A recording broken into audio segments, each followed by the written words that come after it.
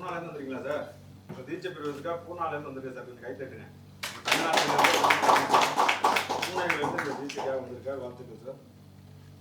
நாலு வளம் வாழை வளம் ஒரு ஆசீர்வாதத்தில் பரம்பொருள் ஆசீர்வாதத்தில் எல்லா வளமும் நலம் வச்சு வாழ்வாங்க வாழ வாழ்த்துக்கு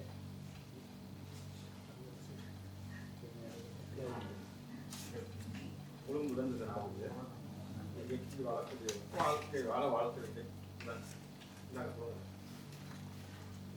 எல்லா வளம் நலம் வச்சு 16 வகையான செல்வங்கள் பெற்று வாழ்வாங்க வாழ வாழ்த்துக்கே வாழ்த்துருக்கு.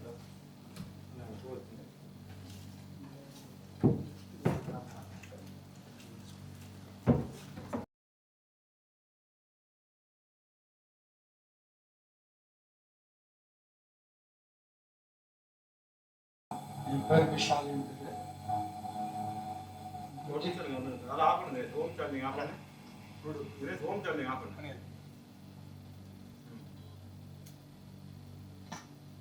என் பேர் விஷால் என்பது.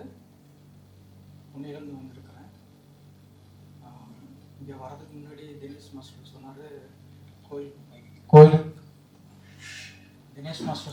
கோயிலுக்கு போயிட்டு சிவன் இருப்பார், பக்கத்துலேயே வந்து சிதம்பரம் நடராஜ பெருமாள் இருப்பார், போய் பார்த்துருவாங்க அப்படின்னு சொல்லியிருந்தார். நான் கோயிலுக்குள்ளே போனேன். சாமிக்கு வந்து அபிஷேகம் அலங்காரம்லாம் பண்ணிட்டு இருந்தாங்க, திரை போட்டு வச்சுருந்தாங்க. அப்புறம் சரி சாமி அந்த சாமி தான் பார்க்கணும்னா தினேஷ் மாஸ்டர் சொன்ன ஞாபகம் வந்துச்சு. சிதம்பரம் எங்கே இருக்கிறாரு, நடராஜ எங்கே இருக்காரு, போய் பார்க்கலான்னு பார்த்தா பக்கத்துலேயே இருந்தார். ஆனால் கதவு பூட்டி இருந்துச்சு.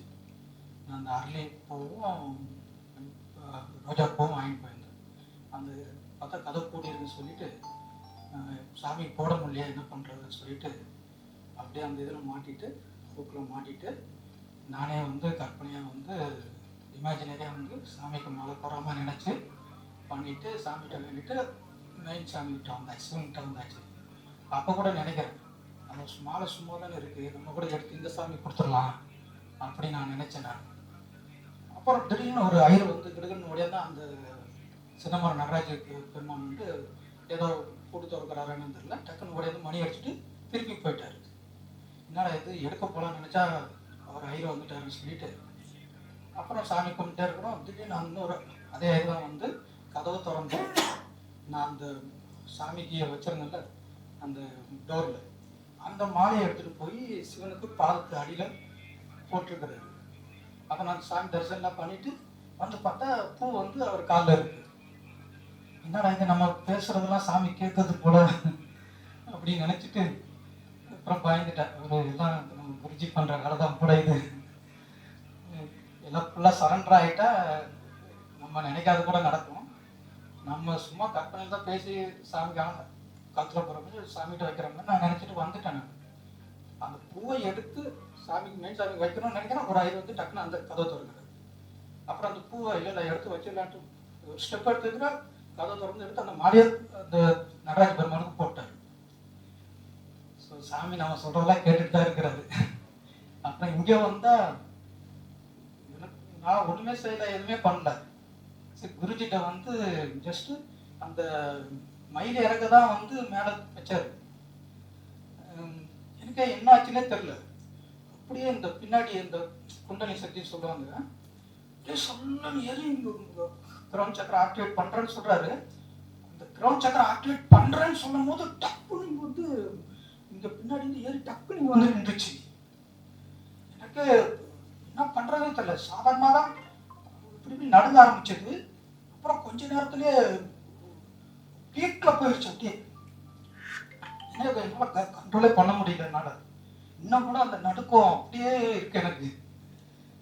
இதான் எனக்கு ஃபஸ்ட்டு எக்ஸ்பீரியன்ஸ். இது எனக்கு குருஜியோடைய பவரை வந்து இப்போதான் நேரில் கண்ணுக்கு இதில் அப்படியே நான் பார்க்குறேன். முன்னாடி குருஜியோடைய ஒவ்வொரு டெக்னிக்ஸும் வந்து எனக்கு பெரிய பெரிய எக்ஸ்பீரியன்ஸை கொடுத்துச்சு. ஆனால் குருஜியோடைய அந்த ஸ்பரிசம் அந்த தீட்சை வந்து எவ்வளோ பவர்ஃபுல்லாக இருக்குதுன்ட்டு இப்போதான் முதல் முறையாக நான் அனுபவிக்கிறேன். நான் ஃபஸ்ட்டு எக்ஸ்பீரியன்ஸ், ஃபஸ்ட்டு ஸ்பரிச தூண்டுதல், எல்லாமே ஃபஸ்ட்டு எனக்கு குருஜி இப்போ தான் நேரில் நான் பார்க்குறேன். நான் இப்போ ஜாயின் பண்ணி எனக்கு 2 மாதம் தான் ஆகுது. இதெல்லாம் பூர்வ ஜென்மம் தொடர்பு இருக்கனால தான் இதெல்லாம் நடக்கும்னு நினைக்கிறேன். நான் எங்கேயோ ஏதோ ஒரு ஜென்மத்தில் குருஜிக்கிட்ட நான் இருந்திருக்கிறேன். அந்தோடைய பாக்கியம்தான் என்னை வந்து இவ்வளோ தூரம் என்னை கூப்பிட்டு வந்திருக்கு. அந்த சந்தோஷத்தை இந்த இந்த இப்போ இன்னைக்கு நடந்த சந்தோஷத்தை வந்து நான் என்னால் லைஃப்பில் மறக்கவே முடியாது.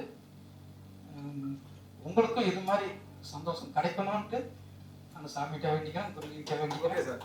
அவருக்கு அந்த வைப்ரேஷன் பண்ணது வந்து பார்த்தீங்கன்னா உண்மையிலேயே பயங்கர சரணாகுது. 2 மாதம் தான் வந்தார். அவ்வளோ டெக்னிக் எவ்வளோ பரப்பு யோசிச்சு பாருங்க சார். புனேலேருந்து இங்கே வந்து இவ்வளோ தூரம் வரணும் அப்படின்னா எத்தனை ஆயிரங்கள் பேர். ஒரு பட்டு சுரேஷ் சார் எத்தனை பேர்ட்டு சொல்லியிருப்பாரு, சுரேஷ் சார் எத்தனை பேர்ட்டு சொல்லியிருப்பாரு, எவ்வளோ பேர்ட்டு சொல்லியிருக்காங்க, எத்தனை பேருக்கு அந்த பாக்கியம் கிடைச்சு. விதி இருந்தால் மட்டும்தான் கதியை ஓட்ட முடியும். விதி இருந்தால் மட்டும் சும்மா மாயாஜாலம் பண்ணி வாழ்க்கை 1 வருஷம் 2 வருஷம் அவளை பார்க்க தான் போகிறேன். என்ன மாதிரி அபரிதமான வளர்ச்சி வரேன்னு பாருங்க. இப்போ என்ன ட்ரெயின் வந்தீங்களா, அடுத்த வாட்டி ஃப்ளைட்டில் வருவார் பாருங்க. வராரா சரணாகதி தான். இந்த சரணாகதி தொடர்ந்துச்சுன்னா ஃப்ளைட்டு வாங்குற அளவுக்கு கூட உயர்வு. வாழ்த்துக்கள் சார். நான் இந்த வார்த்தையை ஒருத்தான் சொன்னேன். விக்னேஷ் சொல்லியிருக்கேன். அடுத்தது வந்து நம்ம டெல்லி பாபு சாருக்கும் சக்கரவர்த்தி சாருக்கும் சொல்ல போகிறேன் சீக்கிரம். அது மாதிரி வரக்கூடிய காலங்கள் வரும். வாழ்த்துக்கள் சார். வாழ்த்துக்கள் வாங்கணும்.